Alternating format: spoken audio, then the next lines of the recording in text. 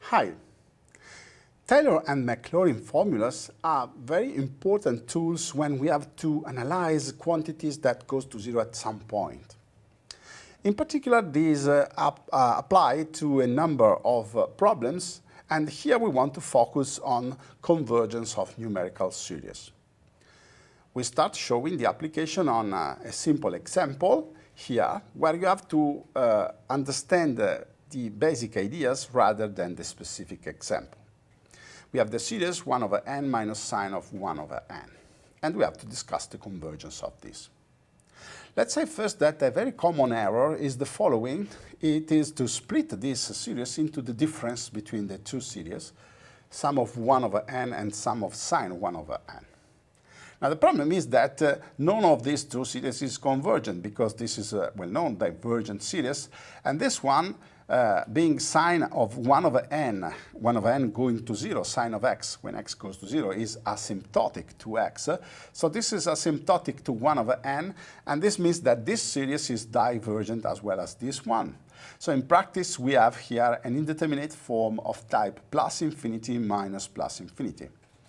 So that's not the way to solve this problem. And at the end, we will see that this series is actually convergent. Now, the way we can attack this is to understanding what happens to this term. We know clearly that this goes to 0 because this is evident, but we don't know exactly how fast it goes to 0. So to respond to this question, we need to, since this one is very easy, 1 over n, we need to look inside this sine of 1 over n. Now, since sine is evaluated at a point close to 0, we may use the Maclaurin formula for sine, which is sine x equal x plus O of x at first order. So this means that our an becomes 1 over n minus 1 over n plus little o of 1 over n. Now the two cancels here, and what remains is just a little o of 1 over n. Now, a question is here the following. Is this information sufficient to conclude about the convergence of the series an? You may think that in the spirit of the harmonic series 1 over n to alpha, that they converge when alpha is greater than 1. You may think that if you know that you are smaller than 1 over n, probably you will be convergent. That's false. Because we have a couple of examples here. So look at this, the series 1 over n square. 1 over n square is clearly a little o of 1 over n, and this is a well-known convergent series. But now look at this one, where actually maybe the sum here should start from 2 to avoid the log of 1, which is 0. Now, looking at this one, 1 over n log of n is a little o of 1 over n, as you can easily verify. But this series is divergent. So knowing only that an is little o of 1 over n is not sufficient to conclude about convergence. So we have to explore a bit more what is inside this little o. Now this little o comes from this, which is the little o of sine. So the solution to this problem is adding one more term in the expansion of sine. So this means that we take the next expansion, which is the third order for sine. So we have x minus x squared divided 6 plus little o of x cubed, x cubed divided 6. So when we apply this to sine 1 over n, we get 1 over n, which is this one, minus 1 over n minus 1 over n cubed divided 6 plus little o of 1 over n cubed, so 1 over n cubed. Now again, these two 1 over n simplify, and what remains is 1 over 6n cubed plus a little o of 1 over n cubed, which means that an is like 1 over 6n cubed, so it is asymptotic to 1 over 6n cubed when n goes to infinity. So we can apply the asymptotic comparison test to conclude that our series an converges if and only if this series converges. But this is basically an harmonic series, sum 1 over n to alpha with alpha equal 3, strictly greater than 1, so that's convergent. And we conclude that this is convergent as well. Good. Let's now see an application on a more complex problem, which is a more exam-like problem. So we have to discuss the convergence of this series.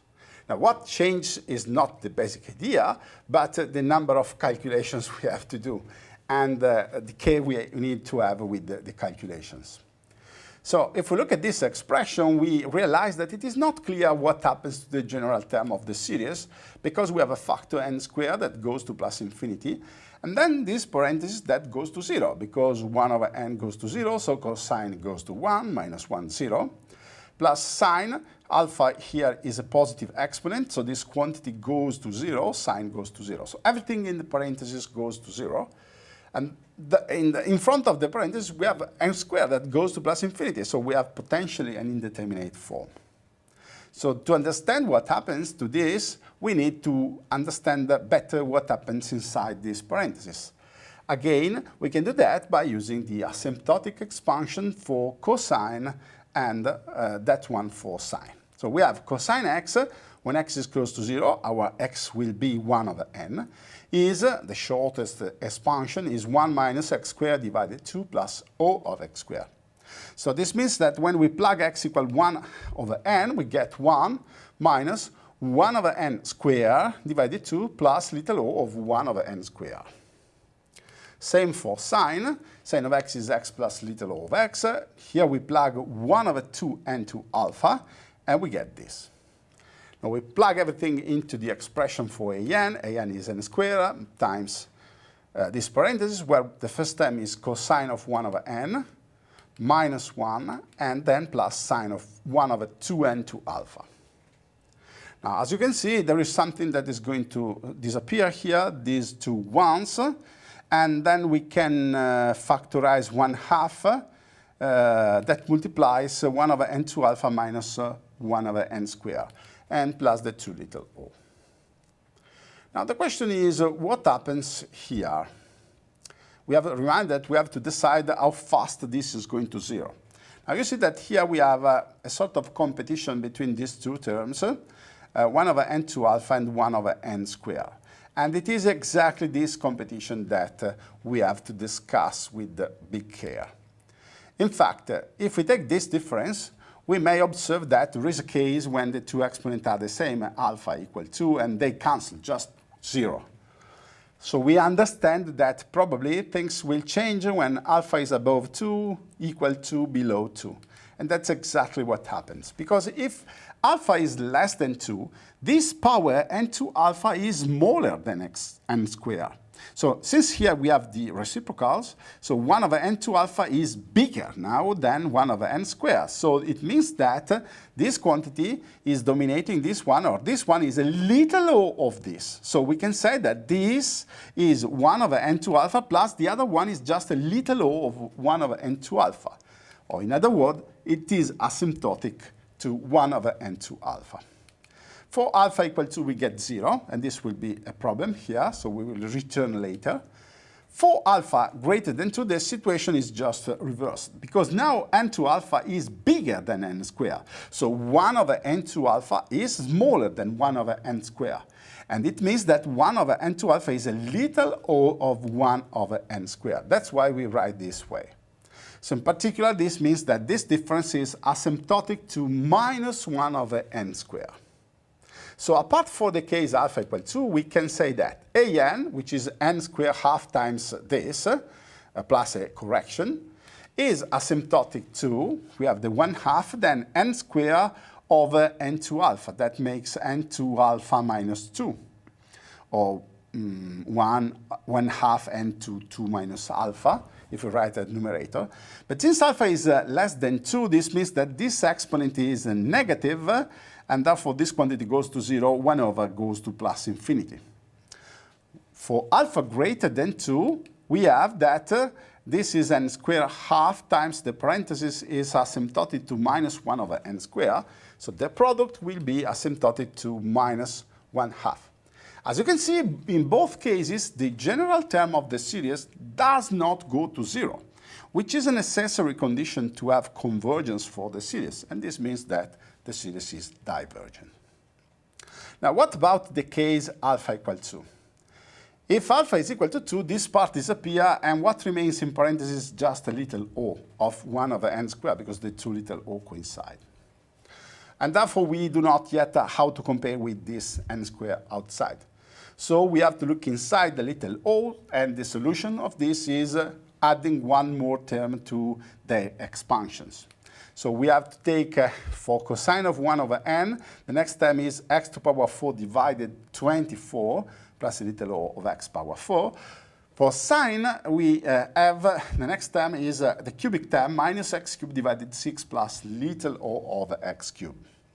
So when now we plug 1 over n in place of x, we get 1 minus x squared over 2, 1 over 2n squared, plus x power 4 divided 24, 1 over n power 4 divided 24, plus the little o, minus 1. And the same now for sine. Sine of 1 over 2n squared, it is 1 over 2n squared minus the cube of 1 over 2n squared divided 6 plus little o of n divided 6. Now the white terms here inside the square bracket, they cancel because 1 minus 1 minus 1 over 2n squared plus 1 over 2n squared. And about the remaining terms, you notice that the biggest of the little o's between these two is this one. Because this quantity, 1 over n to the 4th power, is bigger than 1 over n to the 6th. So this means that this is the dominating little o, and therefore also this quantity, which is about 1 over n to the power 6, is killed by this little o. So at the end, we can see that the parenthesis just simplifies to 1 over 24n to the power 4 plus a little o of 1 over n to the 4. And this means that it is asymptotic to n squared times this, which is 1 over 24n squared. We can now conclude, because since our an is asymptotic to this, it is the asymptotic to the general term of a convergent series, and therefore it converges. That's it. I hope that this video has been helpful for you. I suggest you to continue doing exercises. Here you have to do a lot of exercises to make practice on this technique. Here I suggest 3 levels. This one is, let's say, basic. This is a little bit more advanced, exam-like exercise where you have a parameter, so the discussion is involved, as in the case of the example. This is a little bit more tricky, so it's a more advanced exercise. Good job.